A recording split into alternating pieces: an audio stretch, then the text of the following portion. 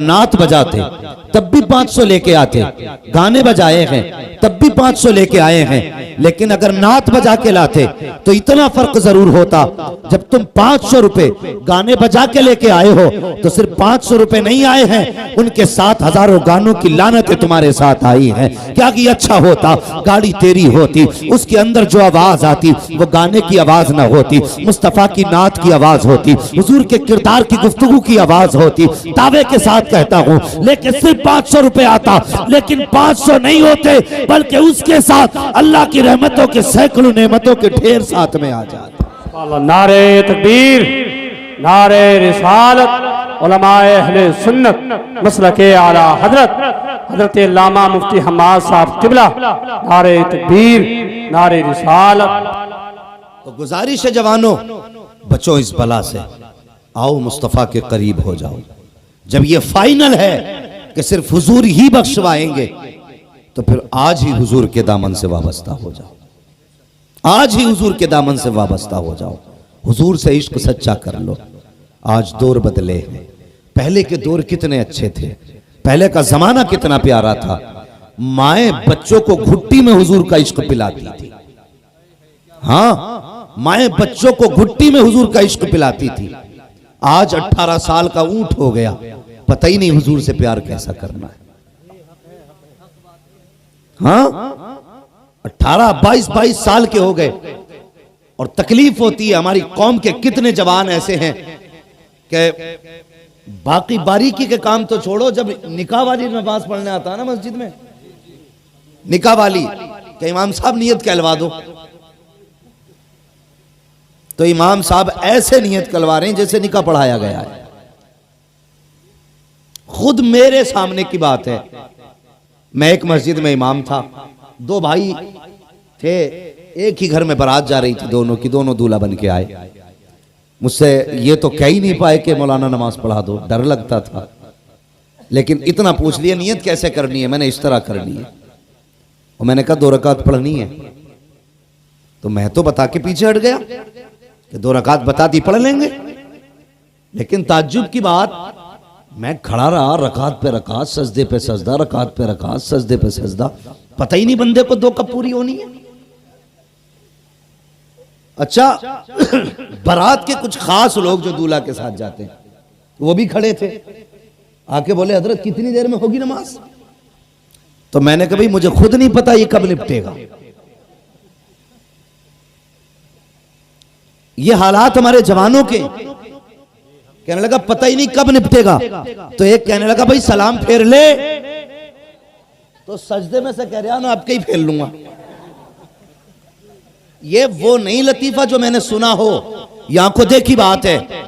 हमारी कौम को नमाज तक का तरीका नहीं आता, और जब कभी खड़े होते हैं चौराहों पर, ऐब निकालने की बारी आती है, कहते हैं फला में ये ऐब है, उसकी मत पूछो, उसकी बताएंगे तो बस शर्म आती है। जब खड़े होते हैं तो अपने आप को अपने वक्त का मुफ्ती आजम समझा करते हैं। बात नमाज की आ जाए तो वुजू के फराइज तक हमें याद नहीं है, हम किस जगह पे चलने लगे हैं, कौन सा रास्ता हमने इख्तियार किया है। वो अल्लाह के बंदो, हुजूर से प्यार करो, हुजूर से इश्क करो। और तुमसे गुजारिश है बच्चों वालों, अपने बच्चों को ये सबक सिखाओ कि अगर जीना है तो हुजूर के लिए जीना है, मरना है तो हुजूर के लिए मरना है। जिंदगी ऐसे गुजार के जाओ कि जिसको देखने के बाद खुदा भी राजी हो जाए, मदीने वाला मुस्तफा भी राजी हो जाए। अगर ऐसी जिंदगी गुजार के जाओगे तो क्या गारंटी है तुम्हारे मरने के बाद कोई बख्शिश की दुआ करेगा, कोई गारंटी है। और यार महीने बीत जाते हैं, हम तो कब्रों पे नहीं जाया करते, साल साल बीत जाते हैं, कब्रों का चक्कर नहीं लगाया करते। हमें तो ये भी याद नहीं है बाप की कब्र कहाँ रह गई है, माँ की कब्र कहाँ रह गई है। हमें दुनिया की जरूरतों ने इतना उलझाया है कि हमें कब्रों के निशान तक याद नहीं रखे हैं। वो जरा सोच तो सकी, अगर आज हम कब्रिस्तान नहीं जा सकते हैं तो तुम्हें क्या लगता है तुम्हारे मरने के बाद औलादे कब्रों पे जाएंगी, ये तुम्हारे बेटे तुम्हारी कब्रों पे जाके फातिहा पढ़ेंगे? नहीं, अगर तुम महीने में जाते हो तो ये साल में जाया करेंगे, अगर तुम साल में जाते हो तो ये बरसों में जाया करेंगे, अगर तुम बरसों में एक बार जाते हो तो ये जिंदगी में एक बार जाएंगे। इसलिए कोशिश किया करो अपने बड़ों की कब्रों पे जाया करो, ताकि तुम्हारे बच्चों की आदत पड़े, और ना भी आदत पड़े तो जिंदगी हुजूर की गुलामी में गुजार के जा, और ऐसी जिंदगी गुजार के जा जब तेरा जनाजा उठे तो दुनिया का कोई आदमी कहे ये प्रधान का जनाजा है, कोई कहे जमींदार का जनाजा है, कोई कहे ठेकेदार का जनाजा है, कोई कहे प्रधान का जनाजा है। तुम तो ये बोली बोलो, लेकिन रब के फरिश्ते कहे ये तुम्हारी जानकारी है और हमारी जानकारी ये है कि ये प्रधान का जनाजा नहीं है, मुस्तफा के आशिक का जनाजा जा रहा है, आका के वफादार का जनाजा जा रहा है। अगर इस शान से जनाजा उठा तो कब्र में जाने के बाद कफन चेहरे से बाद में हटेगा, मदीने वाले का जलवा पहले दिखा दिया जाए। नारे तकबीर, नारे रिसालत, उलमाए अहले सुन्नत मसलके आला हजरत, नारे तकबीर। उलमा से प्यार करो, इनसे मोहब्बत करो। मेरे हुजूर ने फरमाया था या तो आलिम बनना या तालिब इल्म बनना या फिर इनसे मोहब्बत करने वाले बन जाना। वक्त है तो तालिब इल्म बनो, पढ़ो। अगर पढ़ नहीं पाए तो पढ़ाई शुरू कर दो। अगर ये भी ना कर सको तो कम से कम इल्म वालों से प्यार किया करो। ये सोच के नहीं ओ भाई ये बहुत बड़े नात खां हैं, ये सोच के नहीं, बल्कि ये सोच के ये हमारे हुजूर के इल्म के वारिस हैं। सिर्फ नीयत बदलिए, नीयत बदलते कि अल्लाह नेकियों में इजाफा फरमा देगा। हाँ, इल्म वालों से प्यार किया करो, लेकिन एक हंगामा महशर हो तो भूलूं उसको, सैकड़ों बातों का रह रह के ख्याल आता है। वो आदमी जिसके अपने दामन में 36 धब्बे होते हैं, वो इमाम की सलाह करता खड़े होकर के। हमें अपनी आखिरत देखनी है, अपनी। दूसरों के बारे में हमसे नहीं पूछा जाएगा, हमसे हमारे बारे में पूछा जाएगा। हम पहले अपनी गलतियों पर निगाह डालें, हमारी जिंदगी कहां गुजर रही है। लेकिन हम इल्म वालों पे उंगली उठाया करते हैं, ये जानते हुए कि हम गलत हो सकते हैं और ये सही होगा, फिर भी हम उन्हें टोका करते हैं। आपके टोकने से कुछ नहीं होने वाला उनका, लेकिन इतना जरूर है कि आप अपनी आखिरत बर्बाद कर लेंगे, अपनी आखिरत बर्बाद कर लेंगे। इसलिए उलमा से प्यार किया करो, इनकी इज्जत किया करो, इनका एहतराम किया करो, सिर्फ ये सोच करके ये हुजूर के इल्म के वारिस है। अगर समझ में बात ना आई हो तो ऐसे समझ लो, अगर आपका बेटा है, घर में आप नाम लेके आवाज दें चलेगा, बेटा कह के आवाज दें चलेगा, तू कह के आवाज दें अपने बेटे को, किसी को कोई एतराज नहीं। लेकिन अगर आपका वही बेटा हाफिज कुरान भी है और मस्जिद के मुसल्ले पे खड़ा है, फिर पूछो इन उलमा से, जब नियत करने के लिए आप उसके पीछे खड़े होंगे तो आप अगर कहेंगे पीछे अपने बेटे के, पूछो इन उलमा से नमाज हो जाएगी? बोले समझ में आ रही है तभी बोले, नमाज हो जाएगी? और उसने गलत बात कही है, बात भी सच्ची है, पीछे अपने बेटे के, बेटा ही तो है, लेकिन मुसल्ले पे आया तो बेटा नहीं कह सकते, पीछे अपने भाई के, तब भी नमाज नहीं। कब होगी? का ऐसे के पीछे इस इमाम के, इमाम मानोगे तब नमाज होगी। अब मुझे बता तो सही, हम जिसके पीछे नमाज पढ़ के निकले उसी की भी गिबत शुरू कर दी। इससे बेहतर था कि अपने घर में ही पढ़ लेते, कम से कम गिबत और चुगली के गुनाह में तो नहीं डूबता। और अगर गए हो मस्जिद में तो जो नमाज पढ़ के आ रहे हो उसे बचा के भी लाओ, उसे बचा के भी लाया करो। इसलिए जरूरी है इल्म वालों से मोहब्बत करें, करेंगे इंशाअल्लाह, और अल्लाह तौफीक दे तो कम से कम एक बेटे को हाफिज जरूर बनाएंगे। ये सोच के नहीं इमामत करानी है, बल्कि ये सोच के ये बेटा हमारी आखिरत का सहारा बनेगा। हाँ, आखिरत का सहारा बनेगा। आप दिनों रात एक करके बिल्डिंग बना लो 10 मंजिल, और फिर उलमा से पूछो कोई सवाब मिला कि नहीं? कोई सवाब नहीं। अपने लिए बनाई तो कोई सवाब नहीं मिला, पूरी जिंदगी बिल्डिंग बनाते रहे, कोई सवाब नहीं मिला। 3 साल मेहनत मजदूरी करके एक बेटा हाफिज कुरान बना दो, एक बेटा, फिर इनसे पूछो कुछ मिला? ये कहेंगे बख्शिश की जमानत में मिल गई, आखिरत का ताज भी मिल गया। ये 3 साल की मेहनत रंग लाई है। और सिर्फ यही तक नहीं, अल्लाह की कसम, जिनके बेटे हाफिज नहीं होते, जब वो मरते हैं ना तो बड़ी बेबसी की मौत मरा करते हैं। उन्हें फिक्र होती है यार होगा क्या मर के, मरते मरते फिक्र होती है होगा क्या मर के। कैसे बख्शे जाएंगे? लेकिन पीछे हाफिज कुरान बाप छोड़ के जा रहा है। तो अगर कितनी भी थकन के बाद दुनिया से गया है, कितनी मुसीबतों के बाद दुनिया से गया है, जब सांसें अटकती है ना तो बेटे का चेहरा देख के मुस्कुराना शुरू कर देता है। ये सोच के मुस्कुराता है कोई कब्र पे आए ना आए, मेरा हाफिज कब्र पे जरूर आएगा। कोई दुआ ना करे ना करे, मेरा बेटा जरूर दुआ करेगा। कोई मुझे याद करे ना करे, लेकिन जब जब ये कुरान की तिलावत करेगा तब तब इसको मेरी मेहनतें याद आएंगी। तब उस वक्त बाप मरता है तो बेबसी की मौत नहीं मरा करता, बल्कि खुशी के साथ दुनिया से जाया करता है और फख्र से बेटे को सीना चौड़ा करके देखता है और मरते मरते मुस्कुराया करता है। उसे पता है अगर मेरा बेटा हाफिज ना होता तो खुदा जाने को यासीन पढ़ता कि ना पढ़ता, रहमान पढ़ता कि ना पढ़ता, मेरी नमाज जनाजा कौन पढ़ाने आता, मेरी कब्र पे हाथ उठाने कौन आता। लेकिन जानता है अपने पीछे हाफिज छोड़ के जा रहा हूं। अब मुझे फिक्र नहीं है, जब जनाजे की बारी आएगी तब भी बेटा मुसल्ले पे खड़ा होगा, जब अजान की बारी आएगी तब भी बेटा कब्र पे खड़ा होगा, जब कुरान की बारी आएगी तब भी बेटा कब्र पे बैठा होगा। और खुदा की कसम खा के कहता हूँ लोगों, जिनके बेटे हाफिज कुरान है जब दुनिया से जाते हैं वो बेटे कब्र पे बैठ के बाप के लिए कुरान पढ़ा करते हैं। रब की मशीयत आवाज देती है, ए फरिश्तों कब्र के सवालों में आसानी पैदा कर दो। देखो इसका बेटा कब्र पे बैठ करके मुझे रहमान कह रहा है, मुझे रहीम कह रहा है, मुझे करीम कह रहा है, मुझे बख्शने वाला कह रहा है। इसका बेटा मुझे रहमान कहे, मैं इसे अजाब दूं, ये मेरी रहमत को गवारा हो नहीं सकता। नारे तकबीर, नारे रिसालत, उलमाए अहले सुन्नत मसलके आला हजरत हजरत अल्लामा मुफ्ती हम्माद साहब किबला, नारे तकबीर, नारे रिसालत। इसलिए जरूरी है एक बेटा हाफिज कुरान जरूर बनाएंगे। बोलो इंशाअल्लाह। अभी सब लोग नहीं बोल रहे, लग रहा है डंडी मार रहे हैं बैठ करके। बोलो इंशाअल्लाह। और कुरान के बगैर कुछ भी नहीं। ये भी सुन लो, तुमने 1000 मैगजीनें पढ़ी, लाखों नाविलें पढ़ी, रातों दिन के अखबार तुमने पढ़े, तुमने दुनिया को तो जाना, अगर कुरान तुमने नहीं सीखा तो कुछ नहीं सीखा। उससे भी बड़ा कोई कम नसीब होगा जो दुनिया में 60 साल की जिंदगी तो गुजार के गया लेकिन कुरान ना सीख सका। सोचने वाली बात है।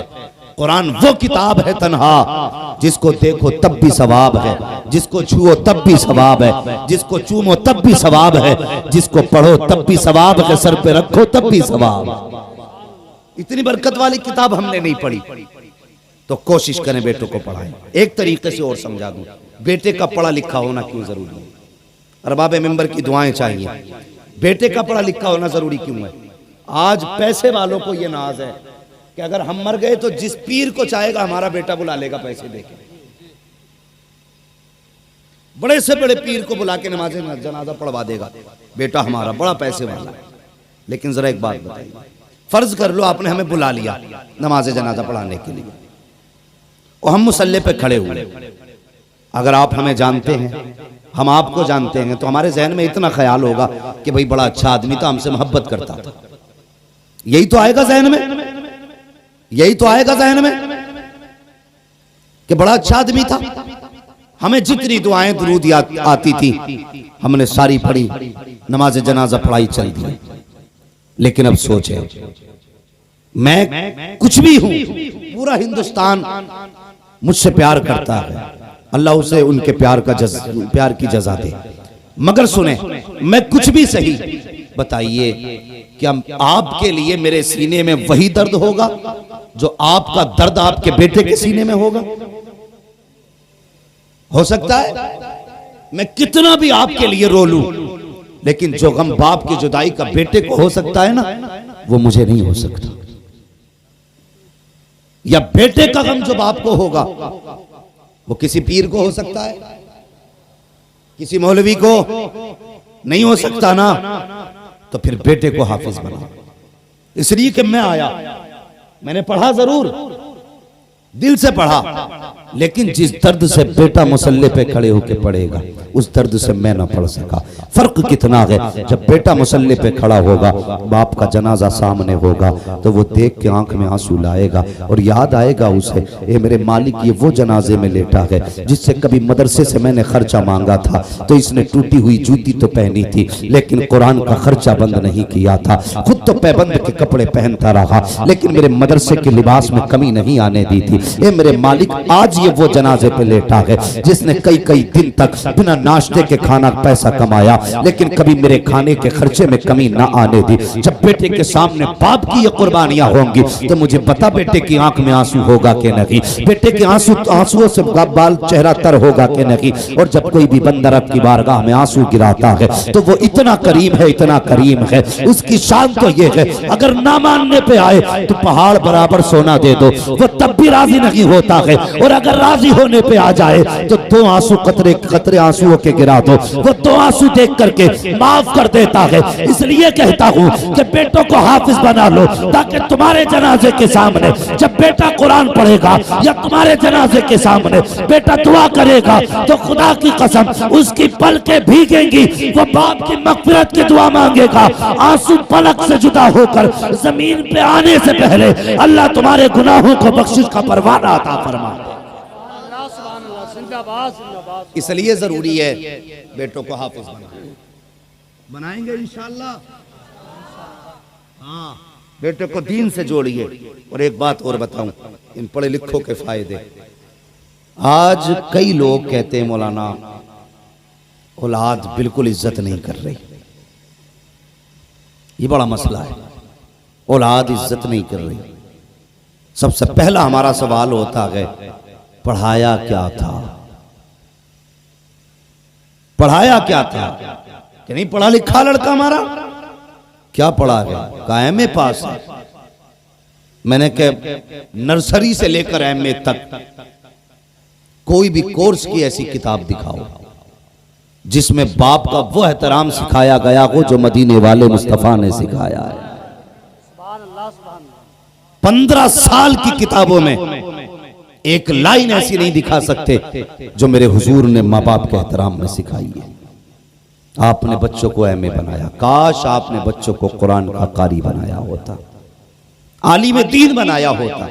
अगर खिदमत भी ना कर पाता तो बाप का गरेबान भी नहीं पकड़ता, बाप के मुंह पे तमाचे भी नहीं लगाता। आज जानते हो हम बच्चों को एमबीबीएस और डॉक्टर बना लेते हैं। बनाइए, अच्छी बात है, मैं तालीम का मुखालिफ नहीं, लेकिन एमबीबीएस बनाने से पहले मुस्तफा का गुलाम बना डालो, हुजूर का आशिक बनाओ पहले, उसके बाद एमबीबीएस बनाओ। जब इश्क सीने में होगा ना तो वो खुराक दबा की बांधेगा, दुरूद मुस्तफा पे पढ़ना शुरू कर देगा। और जब इस तरह दवा देगा कि साथ में दवा भी होगी, मुस्तफा का दुरूद भी शामिल होगा, तो जहां दवा 1% फायदा करती थी वहां पे 99% फायदा शुरू हो जाएगा। ये जरूरी है कि बच्चों को हाफिज कुरान भी बनाए, हुजूर का सच्चा आशिक बनाए। माँ बाप का एहतराम अगर चाहते हैं बच्चे करें तो उन्हें इल्म दीन सिखाएं। मैंने तजर्बा किया, अगर बच्चे पढ़े ना लेकिन 10 दिन मदरसे में अगर कोई गुजार दे तब भी वो जमाने से अलग हो जाता है। घर रह के पढ़ना, मदरसे में रह के सोना बराबर होता है। ये मदरसे की बरकतें होती हैं और आज हर बंदा चाहता है दुनिया मेरा एहतराम करे। कुछ दिन पहले एक तस्वीर मैंने देखी थी और वो वीडियो बाज़ाब्ता सोशल मीडिया पे डाला गया था। सोशल मीडिया पे एक गरीब एक बाप था ना, तो उससे लोगों ने कहा कि तुम्हारे हालात ऐसे, ये कपड़े पहन रखे हैं, या इतनी गुर्बत में क्यों जिंदगी गुजार रहे हो, बेटे नहीं है? तो जानते हो उस बाप ने क्या कहा था? उसने कहा मेरे 2 बेटे, एक डॉक्टर है दूसरा इंजीनियर है। कहा फिर आप इस कंडीशन में? तो उस बाप ने कहा मैंने सारी कमाई बच्चों की तालीम पे लगा दी, सारी कमाई बच्चों की तालीम पे लगा दी, लेकिन जब वो पढ़ लिख के बड़े हुए और बाहर चले गए तो फिर हमें भूल गए। अब हम उन्हें याद भी नहीं आते, अब हमसे उन्हें वास्ता भी नहीं है। अब उनकी दुनिया चमकीली दुनिया है, उनका मुस्तकबिल रोशन मुस्तकबिल है। अब इस बूढ़े बाप का क्या करेंगे? वो नौजवानों, खुदा के वास्ते बाप की इज्जत करना, बाप का एहतराम करना। मैं क्यों कहता हूं कि हुजूर के आशिक हो जाओ? इसलिए कि हुजूर का इश्क किसी का गुस्ताख नहीं बनाता है।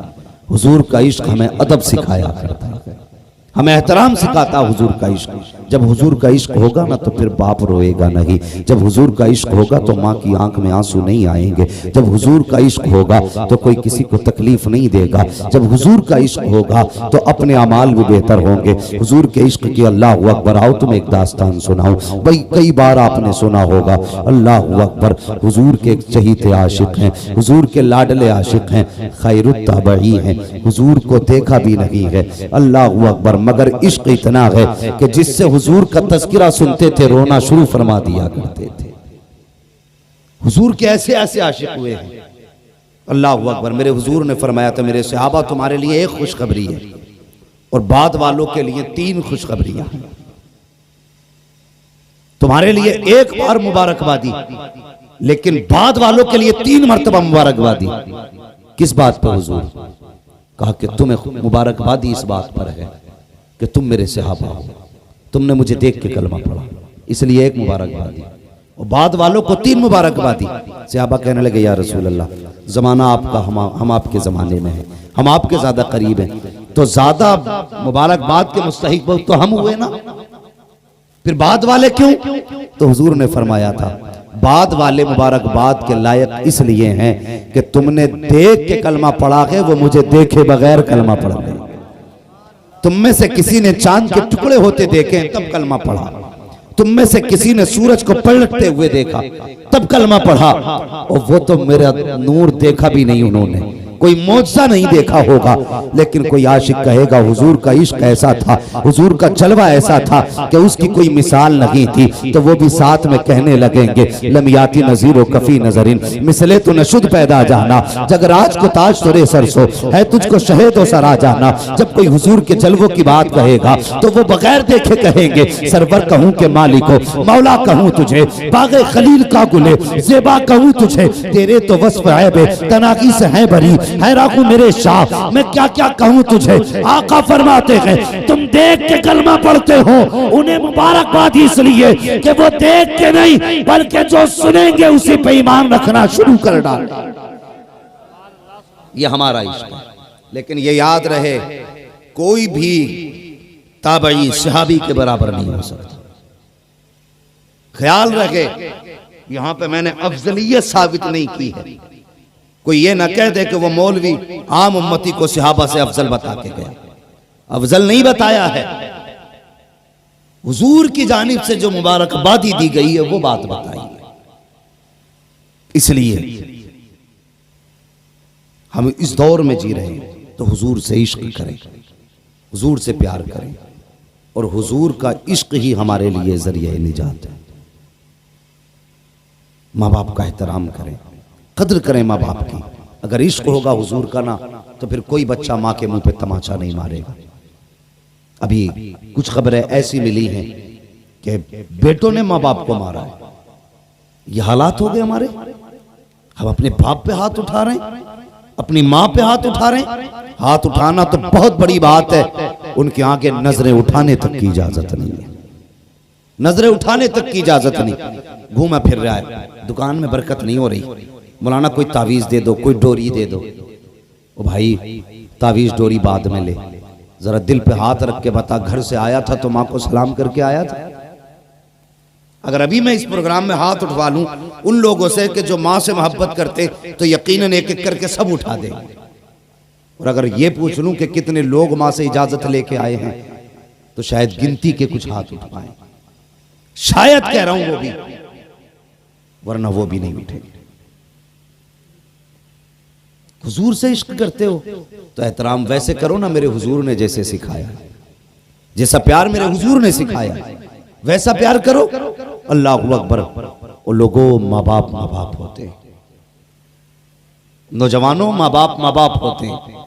ये कितनी बड़ी दौलत है, कभी ये चले जाएं तब पता चलेगा कि हमने क्या खो दिया है। उनसे पूछो जिनके सर पे बाप का साया नहीं है, उनकी जिंदगी कैसी गुजरा करती है। मेरे बच्चों, कभी भी माँ बाप को तंग ना किया करो, अपनी ख्वाहिशात के लिए माँ बाप को जलील ना किया करो, उनके आगे अकल के खड़े ना हुआ करो।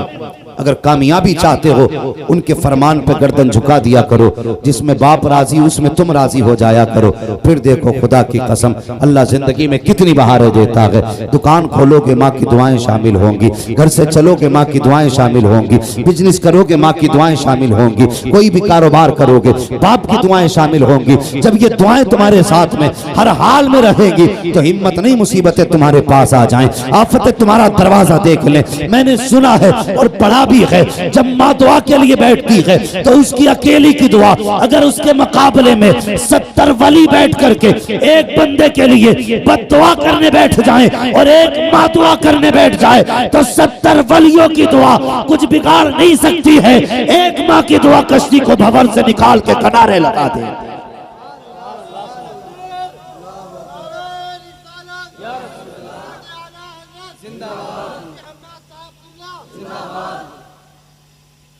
ओ लोगों, ये हुजूर का प्यार है, ये हुजूर का इश्क है और ये इश्क ही की हकीकत है कि जो माँ बाप का एहतराम करे समझ लो वही माँ बाप से प्यार करने वाला हुजूर का आशिक है। वरना तुम नहीं जानते मेरे हुजूर के पास कोई कमी थी? बोले कोई कमी थी हुजूर के पास? कोई कमी हुजूर के पास नहीं।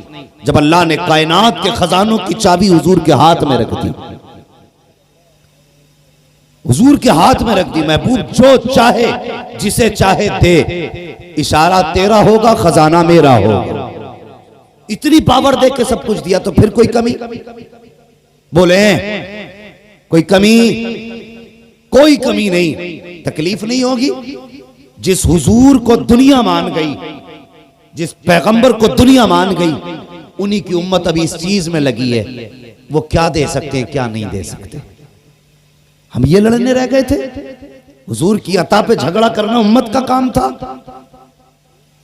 हम हुजूर के आशिक थे तो हमें तो आंखें बंद करके मान लेना चाहिए था।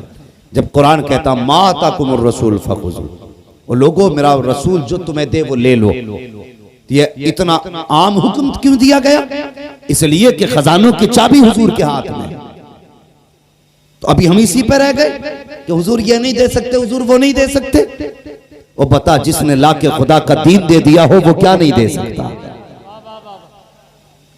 और अंदाजा लगाइए कमोबेश 1,24,000 अंबिया आए, लेकिन सिर्फ दावे थे कि खुदा है, दलील नहीं थी उनके पास। यानी गवाह, चश्मदीद गवाह कोई नहीं था उनमें। दावे के साथ दलीलें थी, लेकिन मैं जो कहना चाहता हूं कि चश्मदीद गवाह कोई नहीं था। लेकिन जब हुजूर को भेजा गया ना, तो सिर्फ दावा दे करके नहीं, बल्कि दावे के साथ चश्मदीद बना करके भेजा गया। सबने कहा हमने नहीं देखा खुदा को, लेकिन हुजूर ने कहा मैंने देखा। और फिर भी दुनिया ये कहे कि हुजूर को ये खबर नहीं वो खबर नहीं। और मुझे बता आला हजरत ने क्या बुरा कह दिया? आला हजरत ने यही बात तो कही है, और कोई गैब क्या तुमसे निहा हो भला, जब ना खुदा ही छुपा तुम पे करोड़ों दुरूद। और जिस जात से खुदा ना छुपा उससे और क्या छुप सकता है? तो आज उम्मत को ये दिन देखने थे कि हुजूर को ये नहीं आता, हुजूर को वो नहीं आता। उनके इल्म में तनकीस करना, उनकी जात को झुकाना नहीं तो और क्या है? ये इश्क की कौन सी हकीकत है? हम नबी के इल्म को कम बताएं, नबी की बिनाई को कम बताएं। इश्क ये नहीं, इश्क ये है कि एक आशिक हुजूर के जब उनको तख्ते दार पे चढ़ाया गया तो उनके बदन में नेज़े भोंके गए, बर्छियां गाड़ी गई, तड़पा तड़पा के मारने का प्लान था। उन्होंने फौरन सदा दी, या रसूल अल्लाह अपने आशिक का हाल देख लें। सहाबी की कहानी है, वो कहते या रसूल अल्लाह अपने आशिक का हाल देख लें। इतनी बात जब कही है ना, अल्लाह अकबर, वो कहां थे हुजूर कहां थे? खंजर चले किसी पे तड़पते हैं हम अमीर, सारे जहां का दर्द हमारे जिगर में है। उन्होंने आवाज दी, हुजूर अपनी जगह से उठे और सामने वाली पहाड़ी पे आके खड़े हो गए। फिर उनके नेज़े लगते रहे, तीर लगते रहे, वो मुस्कुराते रहे। पूछा गया इतने जख्मों पे भी मुस्कुरा रखे को? तो उन्होंने कहा था जब सामने जाना हो तो दर्द का एहसास ही नहीं होता। ये इश्क था उनका और वो जानते थे वो जानते थे कि हम हुजूर को आवाज देंगे तो हुजूर सुनेंगे, हुजूर को आवाज देंगे तो हुजूर हमारी सदा को सुनेंगे। वो इस बात को जानते थे। आज हम इस बात में झगड़ा कर रहे हैं। खुदा के वास्ते अब ये झगड़े खत्म करो। हुजूर को जैसा मानने का हक है वैसे मानना, वरना झगड़ा हमारा भी किसी से नहीं है। किसी ने जमीन हमारी नहीं हड़पी है, किसी ने जायदाद पे कब्जा नहीं किया है। तकलीफ इस बात की है उम्मत आज तक इसी में लड़ती रह गई। हुजूर को क्या खबर है क्या नहीं। अगर खबर ना होती तो हजारों बरस पहले कयामत की निशानियां बता देते। अगर खबर ना होती तो कयामत कब आएगी ये हुजूर बता देते। वो भी तो कह देते कि इसका इल्म सिर्फ अल्लाह को है, मैं नहीं जानता। लेकिन जो निशानियां बता रहा है वो कयामत कब आएगी ये भी बता रहा है। इसलिए खुदा रहा हुजूर की जात पे झगड़ा ना करो, हुजूर की जात पे झगड़ा ना करो। हुजूर की जात झगड़े के लिए नहीं, हुजूर की जात इत्तेहाद के लिए, हुजूर की जात इत्तेफाक के लिए है। और लोग कहते हैं यार सब कलमा पढ़ने वाले हो फिर इत्तेफाक क्यों रही है। तो सीधी सी बात है, तुम भी हुजूर को ऐसा मानो जैसा अबू बकर ने माना है, जैसा हुजूर को उमर ने माना है, जैसा हुजूर को उस्मान गनी ने माना है, जैसा उस्मान को मौला अली ने माना है, वैसा मान लो। इख्तिलाफ भी खत्म हो जाएगा। तुम भी ऐसा मानो जैसा हुजूर के सहाबा ने माना है। और इतना कह दो मैं मुजरिम हुआ का, मुझे साथ ले लो कि रास्ते में है जा बचा थाने। नारे तकबीर, नारे रिसालत, मसलके आला हजरत, मसलके आला हजरत हजरत अल्लामा मुफ्ती हम्माद साहब किबला, हजरत अल्लामा मुफ्ती हम्माद साहब किबला। नारे तकबीर, नारे रिसालत। वो लोगों हुजूर से इश्क करो, हुजूर से वफा करो। समझ रहे मेरी बात। आप मुझसे प्यार भी करें और मेरे अंदर खामियां तलाश करें तो लोग कहेंगे ये तेरा प्यार झूठा है। आप हुजूर से मोहब्बत करें और उनके अंदर कमियां तलाश करें तो फिर हम दावे में कितने सच्चे हैं अपने, हमें खुद गौर करना है। गाली देना मेरा काम नहीं, मेरा काम सीधी बात समझा देना है। हाँ, अगर कोई जन्नत में गया तो मेरे बाप का कुछ नहीं जाएगा, कोई दोज़ख में चला गया तो मेरा कुछ बिगड़ने वाला भी नहीं है। हाँ, सबको अपनी अपनी कब्र में लेटना है। हुजूर से प्यार करो, हुजूर से वफा करो, हुजूर से सच्चा इश्क करो। वो हमने तो कोई कीमत ही नहीं लगाई हुजूर के इश्क की, लोगों ने कितनी बड़ी बड़ी कीमतें लगाई हैं। अल्लाहु अकबर। कौन नहीं जानता है हुजूर के इश्क में हजरत बिलाल की आप जिंदगी देखें, कोई दुख नहीं उठाया हमने। आज हम कह देते हैं, आज सोचते हैं जर्दा खाना ही ये हुजूर का इश्क है, बिरयानी उधेड़ना ये हुजूर का इश्क है, 11वीं में जाके पलेटे तोड़ना लड़ना ये हुजूर का इश्क है। हमने इसको इश्क का मेयार बना दिया। डेगों पे लड़ गए, कई जगह सर फूट गए 11वीं में, कहा किसरिये का जर्दा ना मिला। ये हालात है हमारे, खुद ही पकाते हो खुद ही लड़ जाते। ये इश्क नहीं, ये तबर्रुक है। इतना मिल जाए तब भी बरकत वाला, और इतना मिल जाए तब भी बरकत वाला। हाँ, अल्लाह खैर करे, समझाना मकसद है। और थोड़ा सा अकल से काम किया करो। 11वीं में मस्जिद में लड्डू बंटते हैं, किसी को ना मिले ना तो कहते इमाम साहब ने कम मंगाए होंगे। अब बताइए कम क्यों ना पड़ेंगे। अमीर है तो 11 रुपए दे रहे हैं, गरीब है तो भी 11 ही दे रहे हैं, बीच का है तो भी 11 ही दे रहे हैं। बताओ ये 11 रुपए हैं क्या हैसियत? अगर कहो कि 11वीं की निस्बत से 11 रुपए हैं तो फिर 1100 भी तो 11वीं की निस्बत से होते हैं। अगर हैसियत 1100 देने की है तो 1100 दे, 11,000 की हैसियत है 11,000 दे। लेकिन करते क्या है, हर घर से 11 रुपए आए और 11 रुपए में कितने लड्डू मिलते हैं? अल्लाह सलामत रखे। कुछ लोग जानते हैं कितने मिलते हैं, कितने? 2। मान लो अगर एक एक भी बटा तो हमने मस्जिद में दिए 11 रुपए, हमारे घर से गए 6 बच्चे लेने। बताइए अंदाजा है कोई? 11 रुपए के 2 लड्डू मिले, 6 लोग लेने पहुंच गए, तो जो हमने दिया था 2 लड्डू तो हमारे मिल गए, बाकी के 4 कहां से आएंगे? इमाम साहब अपना गल्ला बेचें, महीने की तनख्वाह दें, लड्डू पूरे करें। गलत कह रहा हूं मैं? ये सही बात कह रहा हूं। तो ख्याल करें 11वीं को 11वीं के तरीके से मनाया करें। हाँ, लेकिन जिम्मेदारी इमाम ही है बेचारे के लड्डू बचा लिए होंगे, पैसे निकाल लिए होंगे। कितने तो इतने अक्लमंद हैं, इतने अक्लमंद हैं, इधर मस्जिद में पैसे आने शुरू, वो कॉपी लेके बैठ जाते हैं। है तुम्हारे गांव में भी? अल्लाह सलामत रखे। तो क्यों है कॉपी? हमने लिखा इमाम साहब 10 रुपए जेब में न सरकार लें। अगर तुम्हें इतना एतमाद नहीं, जो मुसल्ले पे खड़ा है वो 10 रुपए चुराएगा, तुम्हारी नमाज हो जाएगी? एक चोर के पीछे नमाज हो सकती है? अगर नहीं हो सकती तो फिर नमाज छोड़ या फिर कॉपी छोड़।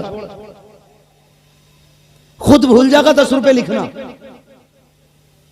और कह देगा यार हिसाब में गड़बड़ी है। या एक के अगर इमाम ने 2 बार ऐलान कर दिया, उन्होंने डबल चढ़ा दिए, तो कहता 20 रुपए ज्यादा हो रहे थे, वो कहां है? तो ये खुराफात करने का काम रह गया हमारा। इस दिन के लिए बचे थे हम।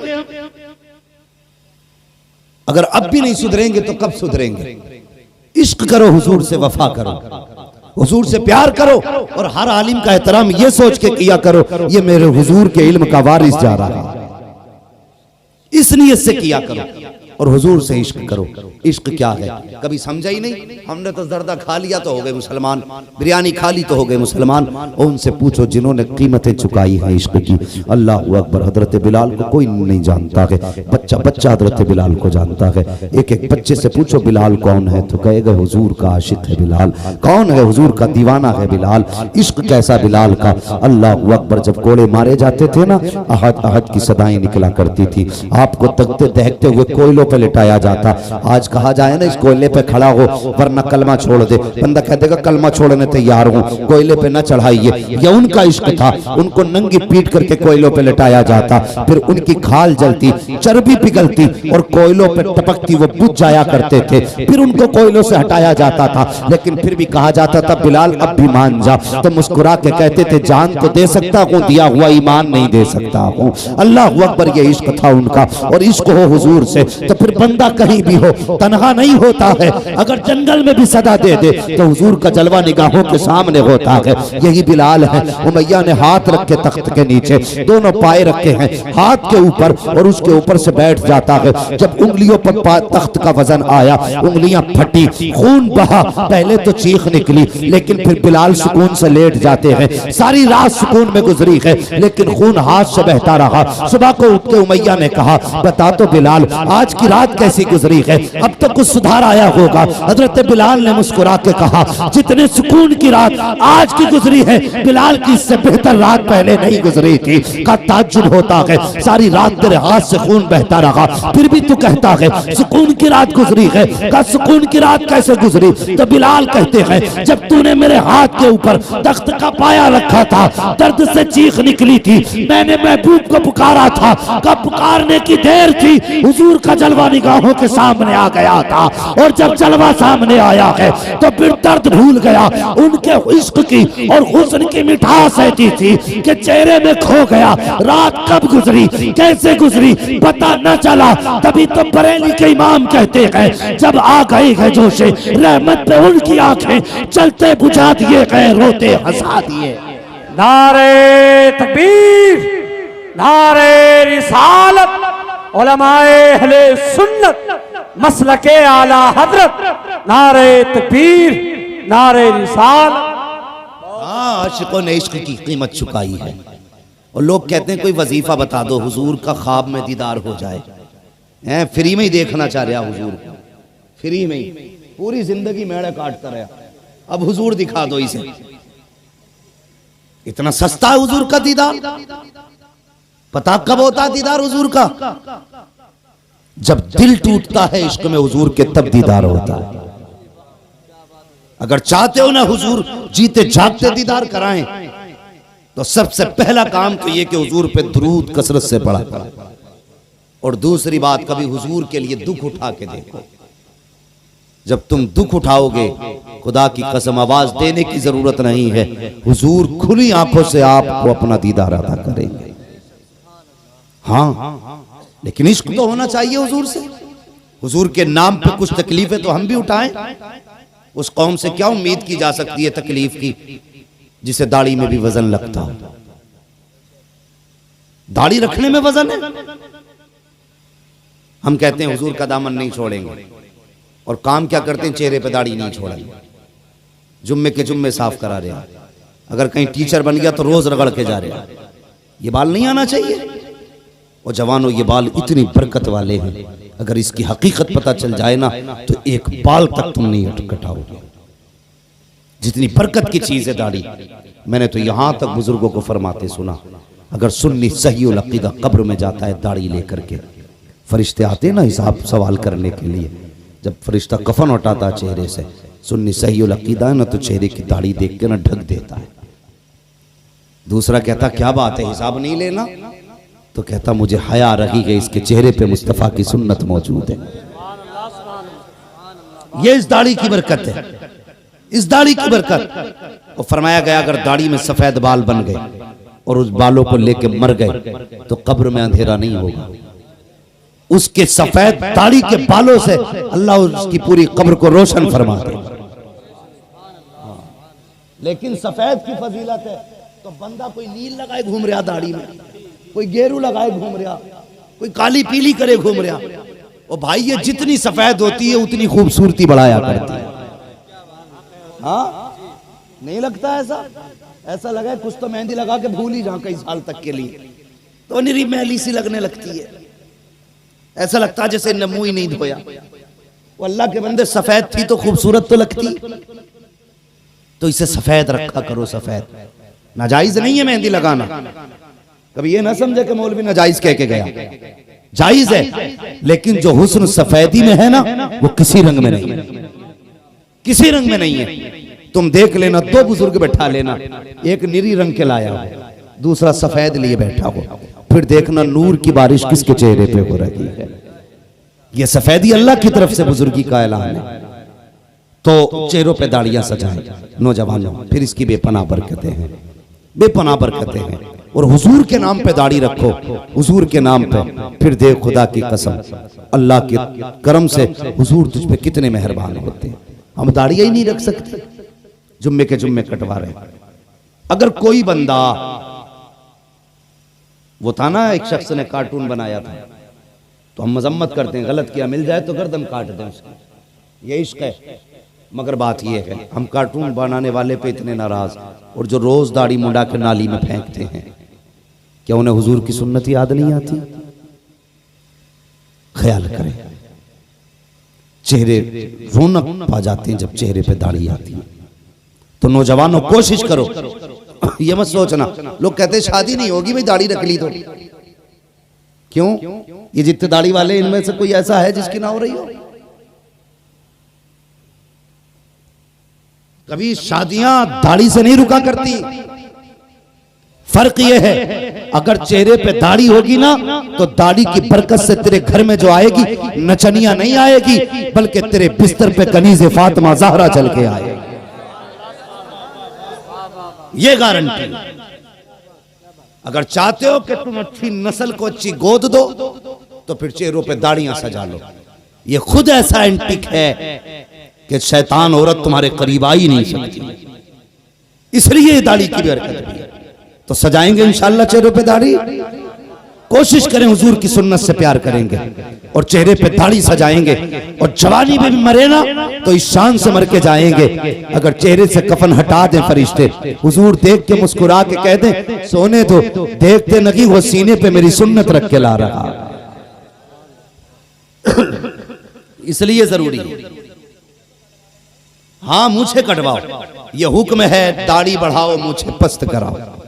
इतनी बड़ी मूछ मकरू है जो पानी वगैरह पीने में पानी में टच हो, समझ रहे हैं? और ऐसी भी ना कि जो बिल्कुल ही साफ करा दो यहां तक, मूछ के चक्कर में पता ना क्या बने पड़ रहा है। हाँ, मूछ का तसव्वुर ही अलग ले लिया लोगों ने, यहां तक मार गए, ऐसा लग रहा है नकली लगाए घूम रहे हैं। हाँ, तो मूछे पस्त कराने का हुक्म है, मुंडाने का नहीं। यह भी ख्याल रहे, मुंडाने में, पस्त कराने में फर्क होता है। मुंडाना ये होता उस तरह से, पस्त कराना छोटी करो जितनी हो सके काट के। तो कोशिश करें हर बंदा चेहरे पे दाढ़ी सजाए। और मैं कई सर देख रहा हूं जिन पे टोपियां नहीं है। अल्लाह तौफीक दे तो 1800 की पैंट लेके आओ ना, तो 18 रुपए की टोपी जरूर ले आना। अगले प्रोग्राम में कभी हाजिरी हो ना तुम्हारे गांव में नसीब से, तो अल्लाह करे सबके सर पे टोपियां होनी चाहिए। बोलो इंशाअल्लाह। ओ शर्मा मत जवान, शर्माने की बात होती तो मैं खड़ा करके कहता टोपी कहां है।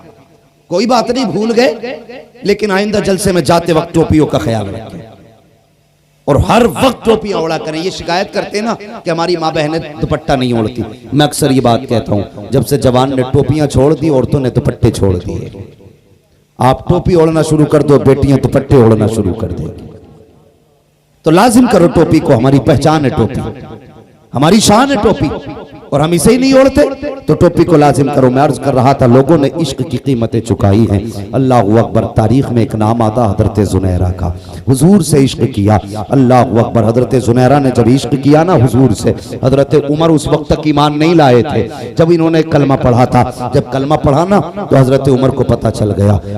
बुलाया हजरत जुनैरा के मालिक ने, कहा देखो उमर ये कलमा पढ़ चुकी है। हजरत उमर ने दुर्रे मारना, कोड़े मारना शुरू किए, या जो आपके पास चीजें थी मारने की उनसे मारना शुरू किया। अगर बात करें कि ये कोड़ा तो सल्तनत में था, लेकिन उस वक्त रिवाज था कोड़े मारने का, तो उस वक्त भी कोड़े मौजूद थे। जिस तरह से भी आपसे मारा गया, जब मारते मारते थक गए, तब हजरत जुनैरा ने कहा था उमर पानी पी लो, फिर मारो। हजरत उमर ने पानी पिया, फिर मारा, का कलमा छोड़, लेकिन कलमा नहीं छोड़ा। अल्लाह अकबर। वक्त गुजरता गया, हजरत जुनैरा ने कलमा नहीं छोड़ा। एक दिन आप गुजर के जा रही हैं गली से, सामने से अबू जहल आ रहा था। जैसे हजरत जुनैरा को आते देखा, हजरत जुनैरा को करना क्या था कि अबू जहल आ रहा है, आहिस्ता हो जाना चाहिए था हुजूर का नाम जबान पर, लेकिन जब हुजूर के दुश्मन को आते देखा, फिर आहिस्ता नाम नहीं लिया, बल्कि जोर से हुजूर का नाम लेना शुरू कर दिया। अबू जहल को जलाल आ गया, करीब आया, कहा तुझे डर नहीं लगता? कहा किस बात का डर कि तू मेरे सामने मेरे दुश्मन का नाम ले रही है? कहा तू क्या करेगा? कहा जान ले सकता हूँ। तो उसने कहा था, हजरत जुनैरा बोली, ओ जालिम सिर्फ जान ले सकता है, लेकिन दिया हुआ मुस्तफा का इश्क ईमान नहीं ले सकता है।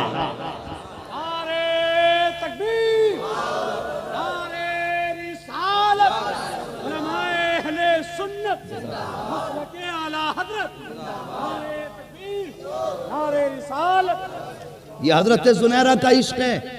अल्लाह अकबर। जब कहा कि नहीं मानोगी, कहा नहीं, तो अल्लाह अकबर आपके हाथ बांधे गए, और बांधने के बाद सरिये लोहे के पिघलाए गए, गर्म किए गए। उसके बाद हजरत जुनैरा की आंख के करीब किया गया। कहा जुनैरा अब तो सौदा होगा, या तो हुजूर का दाम छोड़ दे वरना तेरी आंख जलाई जाएगी, आज के बाद तू इस आंख से नहीं देख पाएगी। हजरत जुनैरा ने कहा आंख की औकात क्या है, हमें तो सांसें भी मिली हैं तो हुजूर के सदके में मिली हैं, तुझे जो करना है कर। अल्लाह अकबर। वो दहकती हुई सलाख, वो सरिया गरम आपकी आंख पे लगाया गया, आंख फूटी, खून बहने लगा। फिर दूसरा सरिया गरम किया गया। कहा जुनैरा अब तो मान जा, अगर अब भी नहीं मानोगी तो तेरी दूसरी आंख निकाली जाएगी। हजरत जुनैरा ने कहा जो चाहो कर लो, हुजूर का नाम नहीं छोड़ना है। दूसरी आंख को भी गर्म करके सरिया लगाया गया, दोनों आंखें फूट जाती हैं। हजरत जुनैरा की जबान पे शिकवा नहीं आया। फिर दुश्मनों ने कहा था जुनैरा अब चले काम करते हैं। कहा कौन सा काम? का एक काम तो कर जिसके नाम पे तूने अपनी आंखें गवाई हैं, अब उसे आवाज दे, अगर उसमें पावर है तो वो आके तेरी रोशनी लौटा दे, अगर हो सके तो वो तेरे बंधे हुए हाथ खोल दे, बुला उसको। अगर तुझे लगता है वो तुमसे प्यार करता है तो आवाज दे के देख। हजरत जुनैरा ने इतना सुना है, चीख निकल जाती है हजरत जुनैरा को। उसी चौक में दुश्मनों ने छोड़ा है, हाथ बंधे हैं, जमीन पे पड़ी है हजरत जुनैरा, आंखों से खून बह रहा है। जब ताना हुजूर के इश्क का दिया गया, तब हजरत जुनैरा ने आंसू बहाए और रो के कहती ए मेरे मालिक, मेरी एक आंख गई, मैंने शिकवा नहीं किया, मुझे कोड़ों से मारा गया, मैंने कोई शिकायत नहीं की, मुझ पे जुल्म किए गए, आज तक कोई शिकवा नहीं किया, मैंने दोनों आंखें गवा दी हैं, आज तक कोई शिकवा नहीं है मेरे मालिक। लेकिन आज बात तेरे महबूब की शान की आ गई है, आज उनकी इज्जत व अजमत की आ गई है। ए मालिक मेरे महबूब तक मेरी खबर पहुंचा दे। ये कहते कहते रोने लग जाती है। कुछ देर गुजरी है, हवा का झोंका आया, उस झोंके के अंदर नबुव्वत की भीनी भीनी खुशबू आने लग जाती है। जुनैरा समझ जाती है ये खुशबू तो मेरे महबूब की है, ये भीनी भीनी खुशबू तो मेरे आका की है। अल्लाह अकबर। जब हुजूर करीब पहुंचे हैं, हजरत जुनैरा रो रही है। आका फरमाते जुनैरा इस बात पर रो रही हो कि आंखों की रोशनी चली गई है, इसलिए रो रही हो कि अब जमाना नहीं देख पाओगी? कहते नहीं या रसूल अल्लाह, इसलिए नहीं रोई कि दुनिया की बहारें नहीं देखूंगी, बल्कि इसलिए रो रही हूं कि आज के बाद हुजूर का जलवा कैसे देखूंगी, महबूब का चेहरा कैसे देखूंगी। अल्लाह अकबर। फिर उसके बाद हजरत जुनैरा ने कहा था या रसूल अल्लाह मेरे आंखें गवा दी गई हैं, लेकिन दर्द इस बात का है कि आपको कैसे देखूंगी। मेरे हुजूर ने अपना लुआब दहन लिया और लेने के बाद हजरत जुनैरा की आंखों पे लगाया, बस लुआब दहन का लगना था। हजरत जुनैरा कहती है फिर जो आंखों के में रोशनी आई है, ऐसा लग रहा था कि इससे बेहतर रोशनी आज से पहले भी नहीं थी, जैसी अब आई है। तभी तो बरेली के इमाम ने कहा है कौन देता है देने को मुंह चाहिए, देने वाला है सच्चा हमारा। नारे तकबीर, नारे रिसालत, मसलके आला हजरत, मसलके आला हजरत, नारे तकबीर, नारे रिसालत। अल्लाह अकबर। ये हुजूर का इश्क। और उसके बाद हजरत जुनैरा ने जब आंखों की रोशनी आ गई फिर आवाज दी, कहां है वो लोग जो मेरे महबूब को चैलेंज कर रहे थे? और कहा सुनो जालिमो, अगर तुम आंखें लेना जानते हो तो मेरा महबूब आंखें देना जानता है। हाँ, मैंने कहा था इश्क में जब कोई कीमत दी जाती है ना तब इश्क कामयाब होता है, तब इश्क कामयाब होता है। जवानों हुजूर से इश्क करो, हुजूर से प्यार करो, हुजूर से वफा करो, यही असले जिंदगी है। माँ बाप की इज्जत करो, इनकी कदर करो। और छोटे छोटे बच्चे जो मेरे सामने बैठे इनसे गुजारिश करना चाहता हूं, अगर चाहते हो ना कि तुम्हारी जिंदगी भी एक रोशन जिंदगी बने तो बेटे मोबाइल छोड़ देना, किताबें पकड़ लेना। ये उम्र पढ़ने की है। अगर अब मेहनत कर लोगे तो जिंदगी भर ऐश करोगे, और अगर अब ऐश करोगे तो पूरी जिंदगी मजदूरी में गुजरेगी। तुम्हारी मर्जी है ये 20 साल मेहनत में गुजारने हैं या आगे के 40 साल मेहनत में गुजारने। पढ़ें और आगे बढ़ें। अब दौर तोपों का नहीं है, दौर तलवारों का नहीं है। जो ये चीजों का इस्तेमाल करते हैं यकीनन वो आतंकवादी होते हैं, चाहे वो किसी भी धर्म के हों, किसी भी मजहब के हों। अगर आज कोई किसी पे जुल्म करता है इन चीजों के जरिए तो वो खुद आतंकवादी है, और दुनिया जानती है आतंक कौन फैला रहा है। लेकिन हम सिर्फ इतना कहना चाहते हैं अब लड़ाई कलम की है। जिसके पास जितनी तालीम होगी वो कौम उतनी ही आगे जाएगी। अगर आपके पास तालीम नहीं तो आप भूल जाइए आप अपने घर भी बचा पाएंगे, घर भी नहीं बचा पाएंगे। इसलिए जरूरी है पढ़ें, आगे बढ़ें। बच्चों मोबाइल एक तरफ फेंक दो, एक तरफ डाल दो। आज मांग के चलाते हो, काबिल बन गए तो मोबाइल नहीं कंप्यूटर तुम्हारे आगे पीछे फिरेंगे।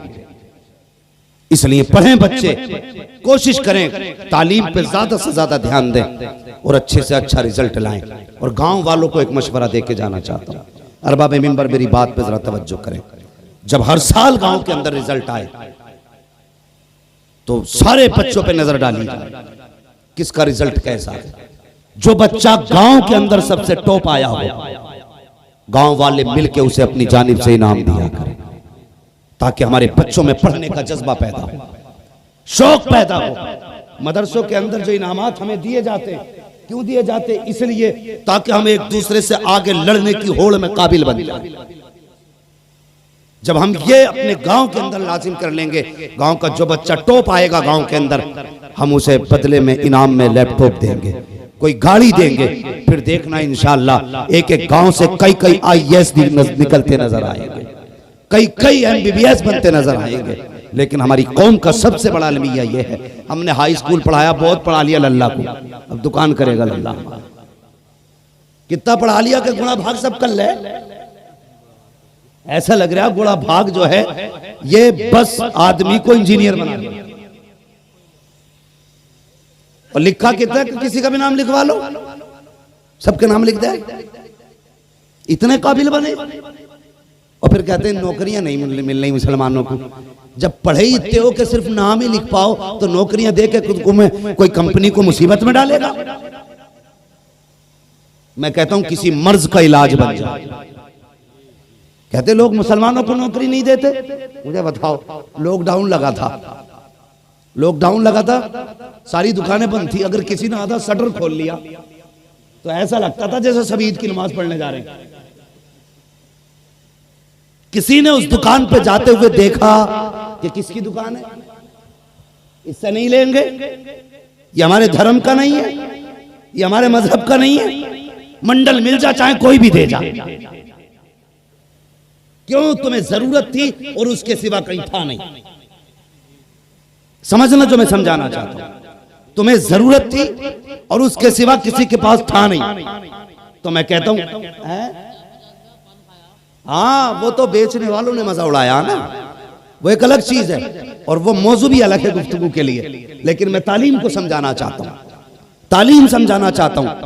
तो जब नहीं मिल रहा था तो तुमने बिना सोचे, बिना देखे, जात देखे बगैर, बात देखे बगैर, नाम देखे बगैर तुमने मंडल खरीदा, इसलिए कि उसके सिवा कहीं मिल नहीं रहा था।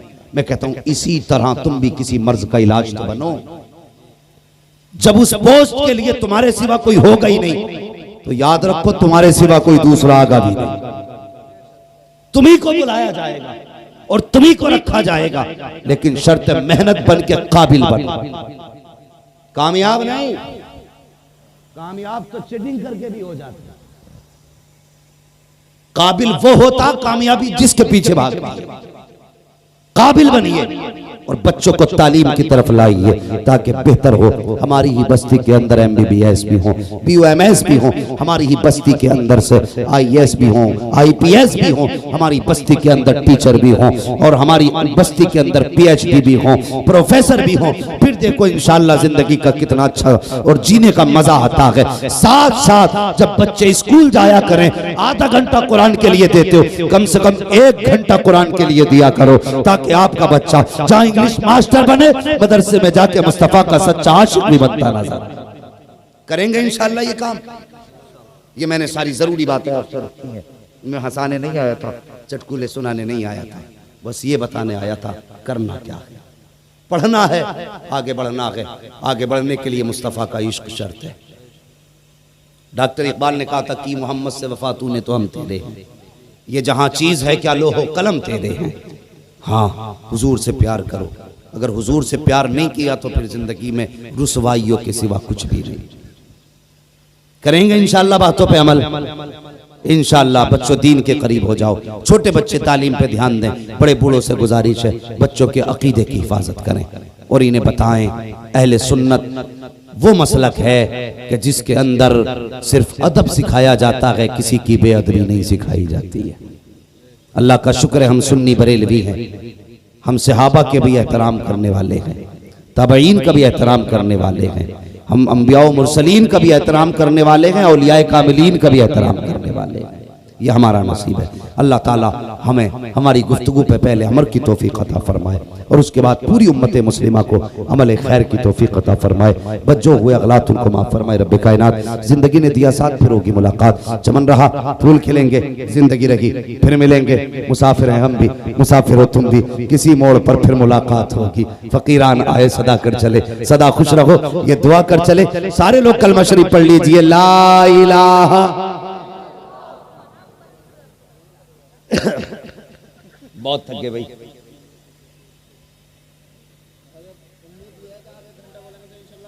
नहीं, इतने अच्छे लोग तो माशाल्लाह नसीबों से मिला करते। अल्लाह सलामत रखे। इसकी परवाह मैं कभी नहीं करता कितने लोग हैं। अगर ऐसे आशिकों का मजमा हो तभी तो बोलने में मजा आता है और तभी देख रहे हो पसीना है बोलने में। अच्छे लोग मिले, बोले जरा या रसूल अल्लाह। ऐसे नहीं बोलना है। मैंने पूरी तकरीर में हाथ उठाए तुमसे, कोई शिकायत मैंने इसलिए नहीं उठवाए, तुम्हारी मर्जी, बोलोगे तो सवाब तुम्हें मिलेगा, इसलिए तो नहीं उठवाए ना। अब मैं कह रहा हूं जरा बेदारी दिखाएं, कहें या रसूल अल्लाह। नहीं, कुछ बड़े लोग नहीं बोल रहे, वो ये सोच रहे हैं हमारी शान के खिलाफ है, हम ठहरे बड़े, तो ये ना सोचे। हुजूर की चौखट में बड़े बड़े ताजदारों के ताज ठोकरों पे पड़े रहते हैं। हाँ, और जो जितना नीचा होके आता है ना, इस चौखट पे उतना ज्यादा लेके जाता है। तो अकड़ के नहीं बैठना, हुजूर का गुलाम बन के बैठना। और गुलाम कभी चुप नहीं रहते, महबूब के नाम पे जुबानें खुला करती हैं गुलामों की। जरा छोटे बड़े सब मिलके कहते हैं या रसूल अल्लाह। नहीं यार, तुमने इससे ज्यादा इलेक्शन में शोर मचाया था। हाँ, कैमरे वाले कह रहे थे चुपो चुपो, लेकिन ये चुप ही नहीं रहे थे। आज हम कह रहे हैं बोलो, बोल ही नहीं रहे। जहां बोलना होता वहां चुपते बोलते नहीं, जहां चुप ना होता वहां चुप नहीं होते। जरा बोल के दिखा दो, जरा कहें या रसूल अल्लाह। सलामत रखे, माशाल्लाह तबीयत खुश हो गई। या रसूलुल्लाह, जिसने सबसे ज्यादा तेज कहा हो उन्हें आज की रात के सदके अपना मदीना जरूर दिखा दें। माशाल्लाह, अल्लाह सलामत रखे। और जोर से कहते हैं या रसूल अल्लाह।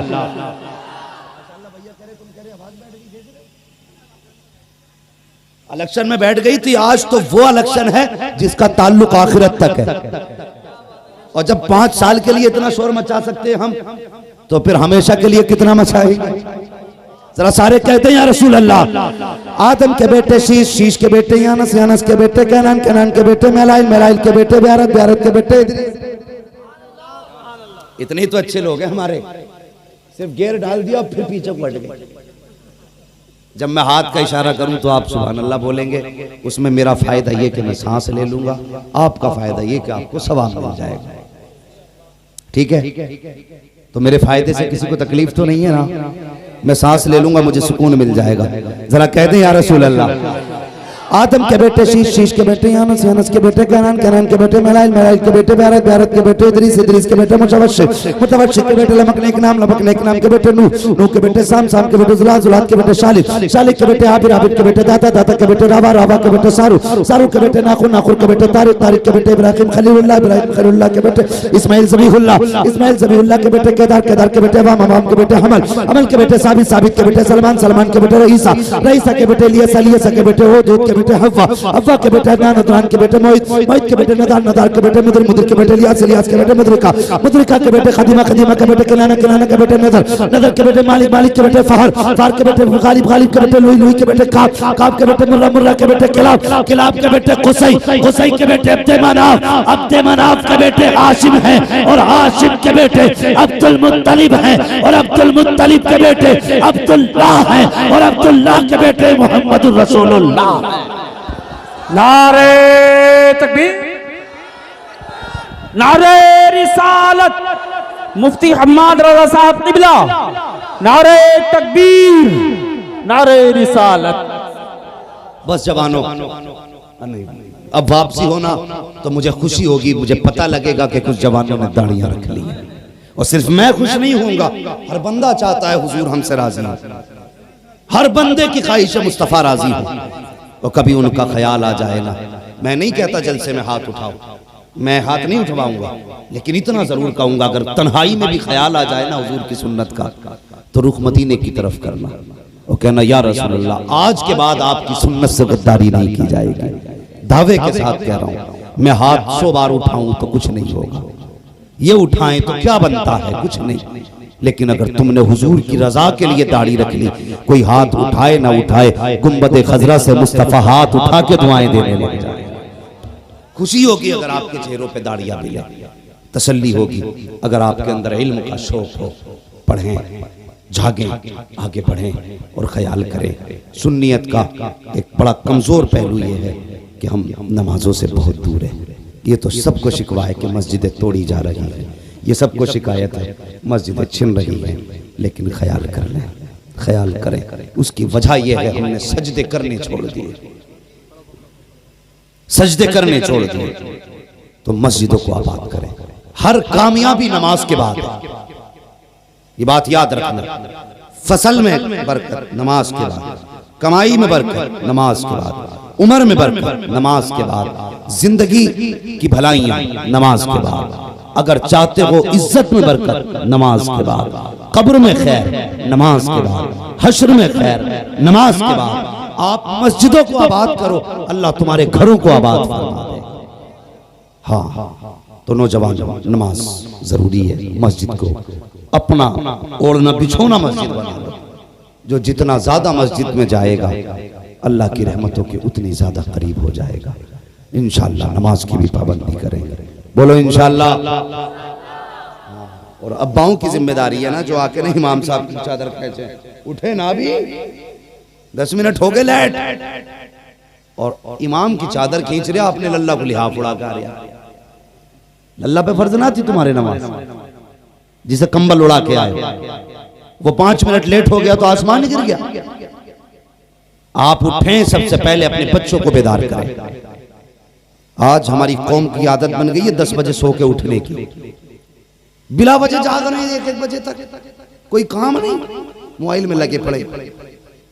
हमारा इस्लाम कहता जल्दी सोया करो, जल्दी उठा करो। 1 बजे तक अगर आप मोबाइल चलाएंगे तो 10 से पहले उठ जाएंगे, उठ ही नहीं सकते। और इस्लाम कहता कि फजर पढ़ के अपने रिज़्क़ की तलाश में निकल जाओ। और ये दुनिया का निज़ाम है 10 बजे दुकान खोलो, इस्लाम ने कह दिया फजर की पढ़ और निकल जा अल्लाह अल्लाह करते हुए। जब तक ये दुकान खोलेंगे तब तक तू अपना रिज़्क़ लेकर के घर वापस आ चुका। तो सवेरा उठा करें, बच्चों को भी उठा